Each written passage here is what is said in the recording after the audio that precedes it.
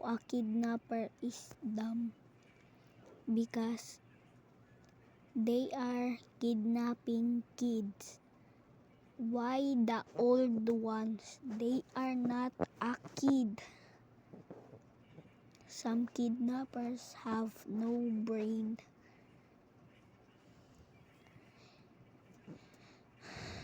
They are just super dumb because they didn't go to school tomorrow. They go to school at afternoon, bruh. Because the kidnapper is dumb, they are not ready for school. They are super dumb. They don't know how to